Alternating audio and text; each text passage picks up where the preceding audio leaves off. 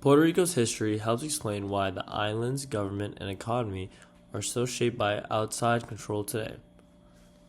Before colonization, Puerto Rico was inhabited by the Taino people. The Taino were indigenous people of the island, and they had their own culture, communities, and ways of life before the Europeans arrived.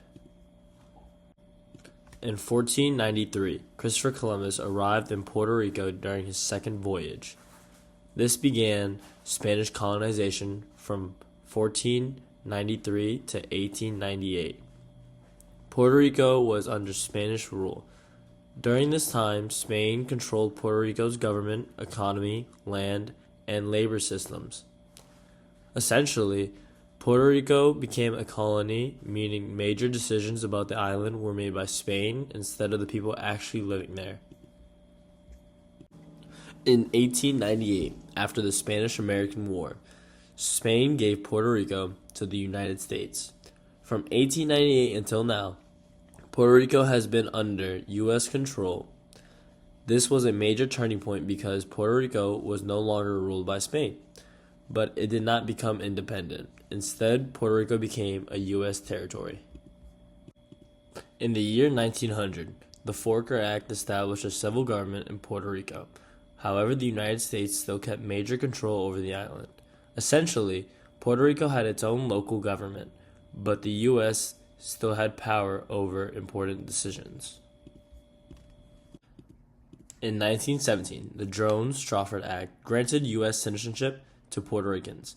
This meant that people born in Puerto Rico became U.S. citizens.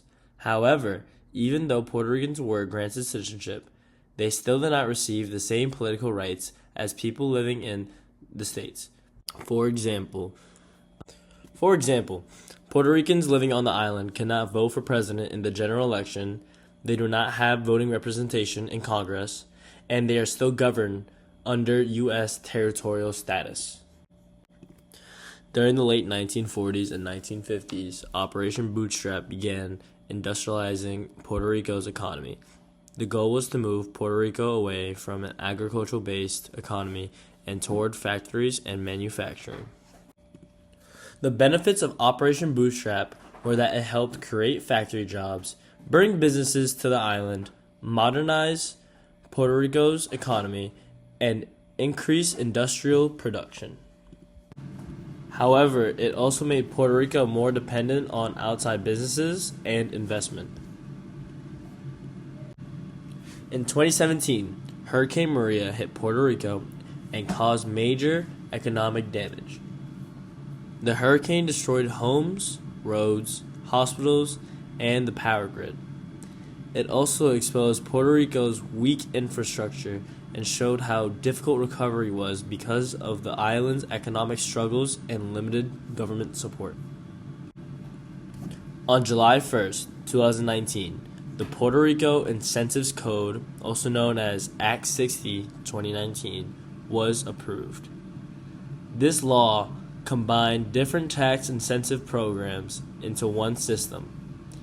It was created to attract wealthy investors, businesses, and people with money to Puerto Rico by offering tax benefits. Acts 20 and 22 were designed to attract businesses and wealthy investors to Puerto Rico by offering extremely low tax rates and exemptions on income. Puerto Rico created these laws after facing economic struggles and debt, hoping to bring in outside money, investment, and job creation. Instead of raising taxes, the government chose to attract wealthy individuals and businesses to create economic development on the island. Act 20, or the Export Services Act, was enacted in 2012. It attracts businesses that export services from Puerto Rico to clients outside the island. According to the IRS, the requirement to fall under this act was to be any PR companies that provide services inside PR to customers based outside PR.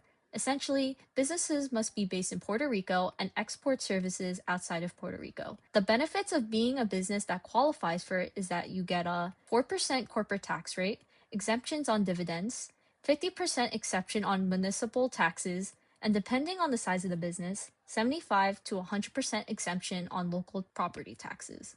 Act 22, or the Individual Investors Act, was enacted in 2012 as well. It attracts new wealthy individuals and investors to relocate into Puerto Rico.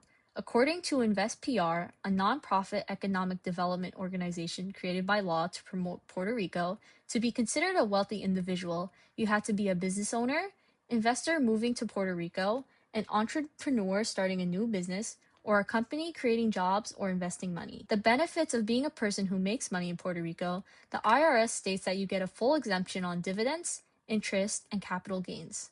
Essentially, Act 20 brings in companies, while Act 22 brings in people with money.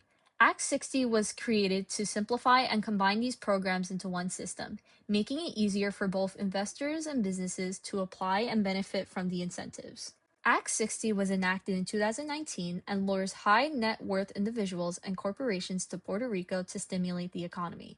According to Cole & Co., to fall under this act, you must be an individual who establishes a business in Puerto Rico that generates at least one job, purchase and reside in a home on the island for at least 6 months and 1 day each year, and make an annual $10,000 donation to local charitable locations. According to InvestPR, the benefits of Act 60 are that you get a 4% income tax rate, exemption on capital gains, 75% exemption on property tax, and 50% on municipal license tax. All three laws have several key similarities. First, they all aim to attract outside wealth into Puerto Rico to stimulate the economy. Second, they all offer significant tax exemptions as their main incentive.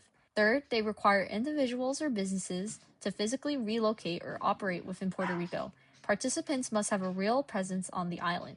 Finally, they are all designed to increase economic activity, whether through job creation, investment, or spending. While these laws have successfully attracted wealth to Puerto Rico, critics argue that many participants do not stay long-term and that the benefits are not equally felt by local residents. In many cases, wealthy investors relocate primarily for the tax advantages rather than to build lasting ties to the local economy, which can limit long-term economic growth.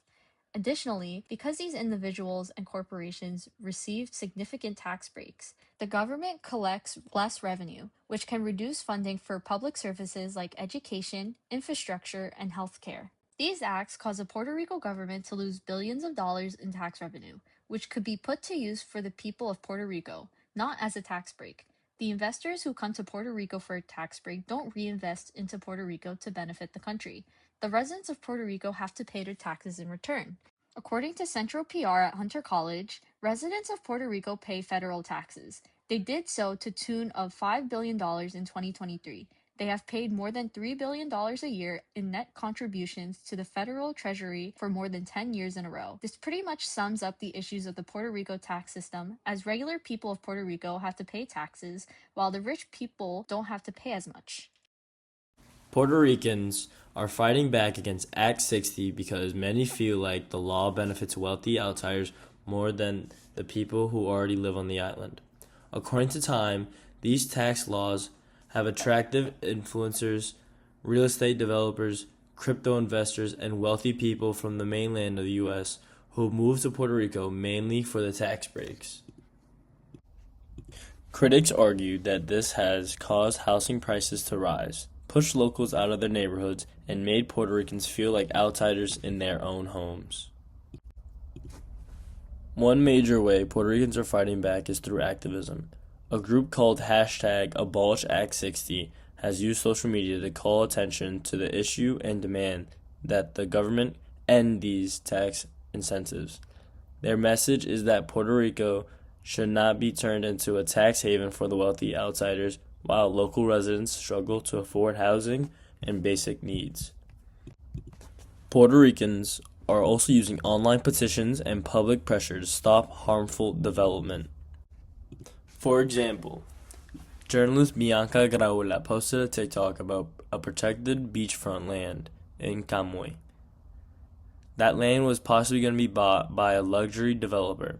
Her video went viral, and people donated more than $17,000 to a community land trust. Activists also gathered 9,500 signatures on a petition asking the government to protect the land from further development that could hurt the environment and local communities. The pressure worked in some ways. After the public's response, Governor Pedro Pierluisi recognized up to 7,420 acres of land as nature and agricultural reserves. including the 40-acre plot in Kamui. This shows that Puerto Ricans are not just complaining. They are organizing and spreading awareness, raising money, and pressuring the government to act. Puerto Ricans in the diaspora are also fighting back. Groups like the Diaspora and the Resistance encourage Puerto Ricans living outside the island to stay politically involved. They want to help protect Puerto Ricans from displacement and make it possible for Puerto Ricans who had to leave return home without being priced out. Overall, Puerto Ricans are fighting back through social media campaigns, protests and public pressure, online petitions, community land trusts, political activism from the diaspora, and calling on the government to protect local land and residents.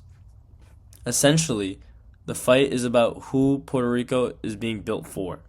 Activists argued that the economic development should help Puerto Rican residents first, not just the wealthy outsiders looking for tax breaks.